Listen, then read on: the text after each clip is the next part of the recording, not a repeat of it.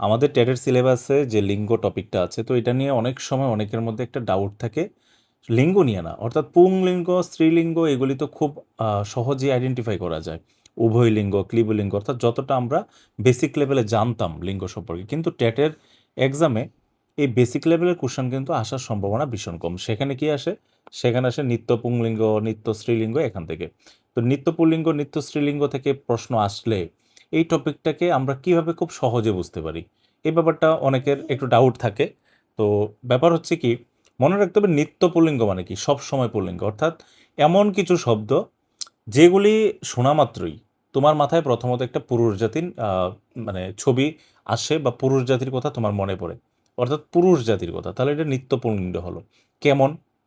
ধরো তোমার সামনে কেউ একটা শব্দ প্রয়োগ করলো, ঢাকি, মানে কথাটা শোনা মাত্রই তোমার মাথায় কি কোনো পুংলিঙ্গ আসছে, মানে কোনো পুরুষ আসছে নাকি কোনো মহিলা আসছে?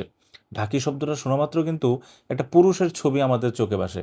বাস্তবে ঢাকি কিন্তু মহিলাও হতে পারে, কিন্তু ঢাকি শোনা মাত্রই আমাদের মাথায় একটা পুরুষ আহ, জাতির কথা আসে, এবং সেই জন্য এটাকে লিঙ্গ পুলিঙ্গ, সরি, নিত্য পুল্লিঙ্গ বলা হয়।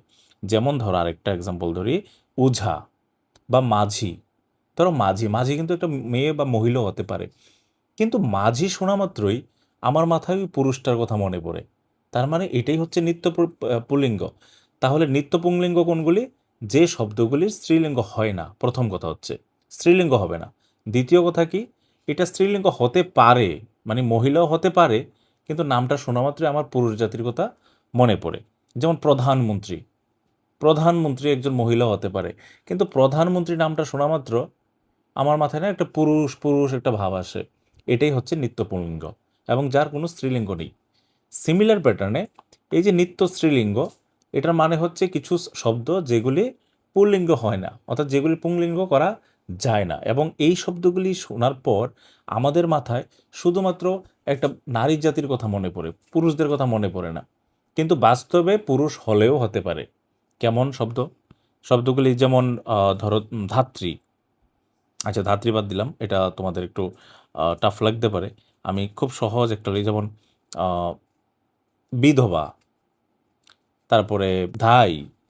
এই শব্দগুলি যেমন এখানে আমি এক্সাম্পলে নিয়েছি, ধাত্রী, বিধবা, সধবা, এই শব্দগুলি বাস্তবে সেম ঘটনা কিন্তু পুরুষের সাথেও হতে পারে, কিন্তু এই শব্দগুলি শোনা মাত্র আমার মাথায় একটা মেয়ে, মহিলা বা নারী জাতির কথা মনে পড়ে, এবং এইগুলির কোনো পুংলিঙ্গ শব্দ নেই। ঠিক আছে?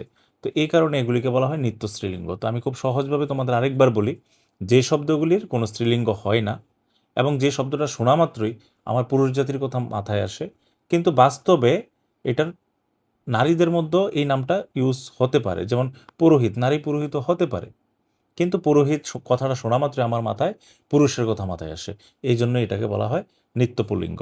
আর যদি নিত্য স্ত্রীলিঙ্গে যাই, কিছু শব্দ যেগুলি কোনো পুংলিঙ্গ হয় না, কিন্তু এই শব্দগুলি শোনা মাত্রই আমাদের মাথায় নারীর কথা মাথায় আসে, এবং সেটাই হচ্ছে নিত্য স্ত্রীলিঙ্গ। এখন আমি যদি কিছু প্র্যাকটিস করি, যেমন ধাত্রী, ধাত্রী কথাটা শোনা মাত্রই আমাদের স্ত্রী স্ত্রী একটা ভাব আসে, এই জন্য এটাকে আমরা বলি নিত্য স্ত্রীলিঙ্গ।